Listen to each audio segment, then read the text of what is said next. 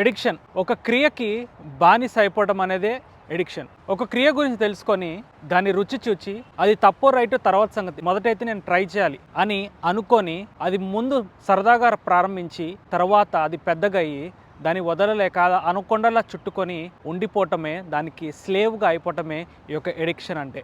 లోకంలో చాలా రకాల ఎడిక్షన్స్ ఉన్నాయి. సిగరెట్ త్రాగటము, మద్యం సేవించటము, వ్యభిచరించటము, తిండిబోతుతనము, పోర్నోగ్రఫీ చూడటము, ఇలా చాలా ఉన్నాయి. ఏదైతే శరీర నియమము, శరీర తత్వము ఫోర్స్ చేస్తుందో, ఆత్మ నియమానికి మించిన క్రాస్ చేసిన లిమిట్ ఏదైతే ఉంటుందో అదే పాపముగా మనం భావించవచ్చు, అదే ఎడిక్షన్గా కూడా చెప్పొచ్చు. ఇటువంటి పాపములు ఉన్నంత వరకు ఒక రకమైన సంతోషము టెంపరీగా అయితే కలుగుతుంది, కానీ లోపల మాత్రము ఒక దుఃఖము, ఒక వేదన, ఒక కలవరము, ఒక టెన్షను, ఒక యాంగ్జైటీ, ఒక లో కాన్ఫిడెన్స్, దేని మీద కూడా నిశ్చయత లేకపోవడం అనేది చాలా మంది గమనిస్తూ ఉంటారు. సో బయటికి ఎలా రావాలి ఒక ఎడిక్షన్ నుంచి? మొదటిగా మనం గ్రహించాల్సింది, సత్యము మనల్ని స్వతంత్రులుగా చేస్తుందని వాక్యంలో ఉంది. అనగా సత్యం ఎక్కడుంది?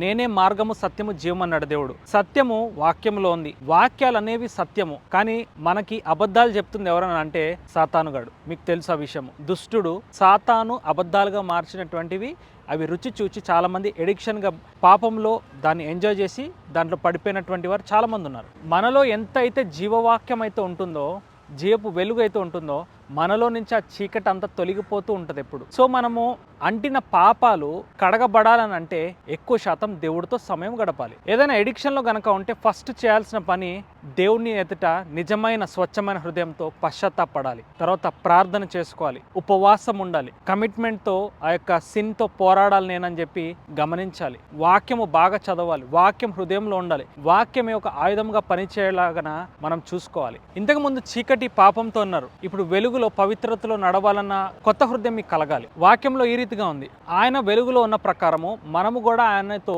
అన్యోన్యతలో ఉంటూ వెలుగులో గనక నడిచిన ఎడల యేసుక్రీస్తు వారి రక్తము ప్రతి పాపం నుండి మనల్ని కడిగి పవిత్రులుగా చేస్తుందని రాయబడింది. అనగా యేసుక్రీస్తు రక్తము. దాని కిందకి ఎవరైతే వస్తారో, యేసుక్రీస్తుని ఎవరైతే నమ్ముకుంటారో, ఆయన సూపర్ న్యాచురల్ గా ఒక పవర్ ని రిలీజ్ చేయగలడు. ఒక పాపం ఏదైతే ఉందో దాని ముందు నిలవజాలదు. దేవుని శక్తి గొప్ప శక్తి. పాపం మీద జయం అనేది బహుశా ఒకటేసారి రాకపోవచ్చు. ఆ ఎడిక్షన్స్ ఎన్నో సంవత్సరాలు ఉన్నది, ఒక్క రోజులో పోకపోవచ్చు, కానీ దేవుడు మీకు క్రమక్రమంగా శక్తిని, బలాన్ని రిలీజ్ చేసి ఒక ఫైన్ డే మీకు అనిపిస్తుంది, మీరు వెన్ యూ లుక్ బ్యాక్ ఆ పాపం అనేది ఓడిపోయినట్టుగా మీరు గ్రహించగలుగుతారు. చాలామంది అనుకుంటారు, అసలు నా వల్ల ఈ యొక్క పాపం నేను జయించగలనా, ఈ యొక్క ఎడిక్షన్ నుంచి బయటకు పడగలనా అని. నేను చెప్తున్నాను, మీరు ఖచ్చితంగా బయటకు రాగలరు. ఎప్పుడైతే దేవుని మీద మీరు ఆధారపడి దేవుని యొక్క చిత్త ప్రకారం మీ యొక్క చేష్టల్లో, మాటల్లో, నడవడికలో, యాక్షన్స్లో ఉంటుందో అప్పుడు దేవుడు ఖచ్చితంగా మీకు విడుదల అనేది ఇవ్వగలడు.